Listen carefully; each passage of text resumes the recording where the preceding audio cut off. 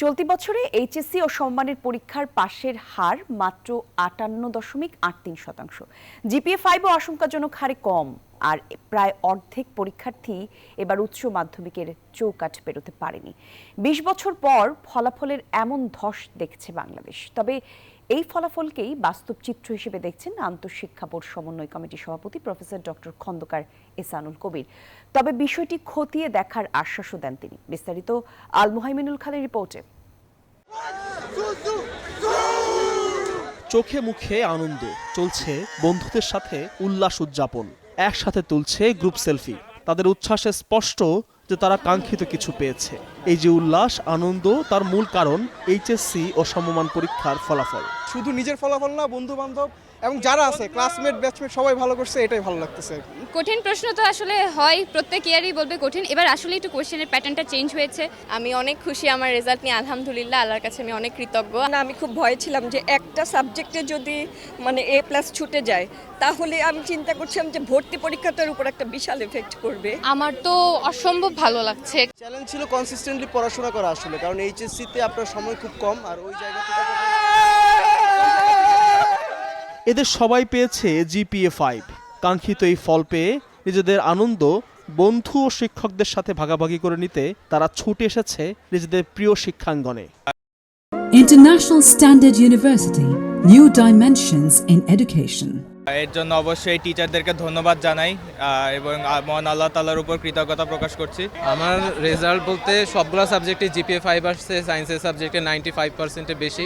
তবে এই আনন্দের মাঝেও আছে বিষাদের সুর। চলতি বছরের প্রকাশিত এইচএসসি ও সমমান পরীক্ষার ফলাফল অনুযায়ী বিগত বছরের চেয়ে পাশের হার কমেছে 19%। জিপিএ 5 পেয়েছে ৬৯,০৯৭ জন, যা গত বছরের চেয়ে কমেছে ৭৬,৮১৪ জন। এমনকি ২০২৪ সালে শূন্য পাশ প্রতিষ্ঠান ৬৫টি থাকলেও তা এবার বেড়ে হয়েছে ২০২টি। অন্যান্য শিক্ষা বোর্ডের তুলনায় সবচেয়ে ভালো ফলাফল হয়েছে মাদ্রাসা বোর্ডে, যেখানে পাশের হার ৭৫.৬১%। ঢাকা বোর্ডের পাশের হার সবচেয়ে বেশি হলেও সবচেয়ে কম কুমিল্লার, যা ৪৮.৮৬%। ছাত্রদের তুলনায় পাশের হার ও জিপিএ 5-এর দিক দিয়ে এগিয়ে আছে ছাত্রীরা। বাংলাদেশে শেখার সংকট শুরু হয় খুব শুরুর দিকেই। প্রাথমিক স্তর থেকেই ঘাটতি তৈরি হয় এবং সেই ঘাটতির পর বছর সঞ্চিত হয়। কিন্তু আমরা দীর্ঘদিন এই বাস্তবতার মুখোমুখি হতে চাইনি। আমরা এমন এক সংস্কৃতি গড়ে তুলেছি যেখানে সংখ্যাই সত্য হয়ে উঠেছিল। ২০ বছরের ইতিহাসে ফলাফলের এমন ধসকে শিক্ষা ব্যবস্থার বাস্তব চিত্র হিসাবে দেখছেন বাংলাদেশ আন্তঃশিক্ষা বোর্ড সমন্বয় কমিটির সভাপতি প্রফেসর ডক্টর খন্দকার এহসানুল কবির। সেই সাথে শিক্ষার্থীদের ফলাফল খারাপ হওয়ার কারণ অনুসন্ধান করা হবে বলেও জানান তিনি। জিপিএ 5 কমেছে, শতভাগ পাশের সংখ্যা, পাশ এমন শিক্ষা প্রতিষ্ঠানের সংখ্যা কমেছে, আর এর বিপরীত চিত্র হচ্ছে শূন্য পাশের সংখ্যা বেড়েছে।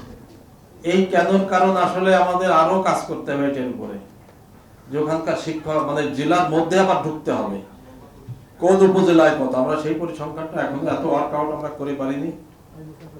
কোন উপজেলায় কত, যত গ্রামের দিকে যাবে তত কম। মতবিনিময় সভায় যারা ফলাফল খারাপ করেছে তাদের হতাশ না হয়ে ঘুরে দাঁড়ানোর পরামর্শ দেন আন্তঃশিক্ষা বোর্ড সমন্বয় কমিটির সভাপতি। এক্ষেত্রে শিক্ষা প্রতিষ্ঠানগুলোকে ছাত্রছাত্রীদের পাশে দাঁড়ানোর আহ্বান জানান তিনি। কাঙ্ক্ষিত ফল পেয়ে একদিকে যেমন বিজয় উল্লাসে ফেটে পড়ছেন একদল শিক্ষার্থী, তেমনি অন্যদিকে তাদের একটি বড় অংশ রয়েছেন এই উল্লাসের বাইরে।